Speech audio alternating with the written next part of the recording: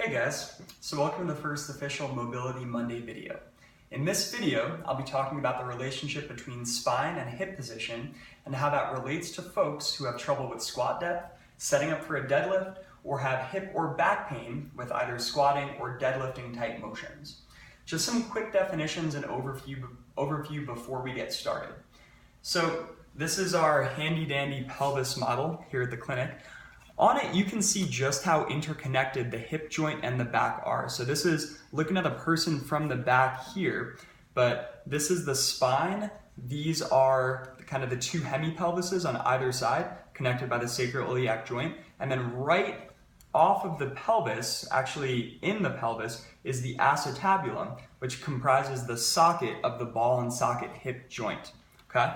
Now, in general, we want to ensure that the spine doesn't change position all too much when under load, and we instead want that motion to come primarily from our hip joint, the ball within the socket.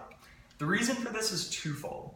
One, the back is really bad at being mobile, and bad things like facet joints or disc injuries tend to happen when the back is asked to be a prime mover during loaded exercises like squatting, deadlifting, that kind of thing. Two, the hip and surrounding musculature, glutes, hamstrings, what have you, are much better designed to generate both range of motion and power and strength within that range of motion.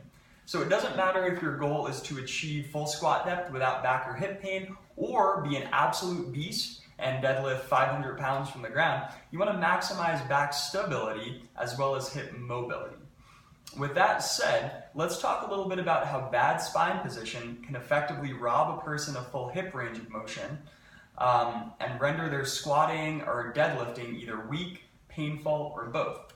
Now, take a look at the picture of the two pelvises that are included with that blog. The one on the left shows what's called an anterior pelvic tilt, and that's a position where your back is in extension, your pelvis is tipped forward, and effectively the socket is already put in a disadvantageous position around that ball, okay?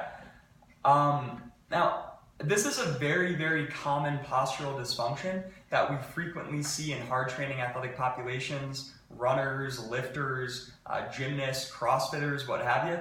And now, in this pattern, the position of the socket over the ball is changed in such a way that the ball can no longer move effectively in the socket. So if my back is in a position like this, then my hip is not going to be able to move as effectively. What that can result in is that ball effectively impinges or gets caught far earlier than it normally would during a squat type pattern.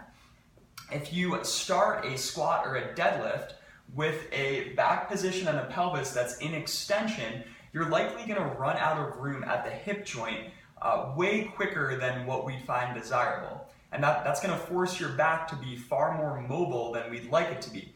And keep in mind, we'd want that back to be stable and the hips to be mobile. We don't want that back to change position during any of these movements. Now, hip pain as the ball runs out of room in the socket, or back pain as the back is forced to flex and round under to finish that squat movement, are both common results of this kind of postural pattern. But you don't really have to be experiencing pain to care about this. If you're an individual who, again, just wants to pick up 500 pounds from the ground, you absolutely want to be using your primary joint and your big, strong muscles around that primary joint to complete that action. Again, glutes, hamstrings, that kind of thing. Now, to effectively stabilize a pelvis and a back requires a strong set of abdominals so that you don't go into that anterior pelvic tilt. The abs kind of pull things back under to a neutral position. Below, you'll find a link for a video demonstrating an exercise that Eric Cressy calls the dead bug. It's explained by Eric Cressy and the folks over at Cressy Performance. For any other movement nerds out there, they're an absolutely great blog to follow.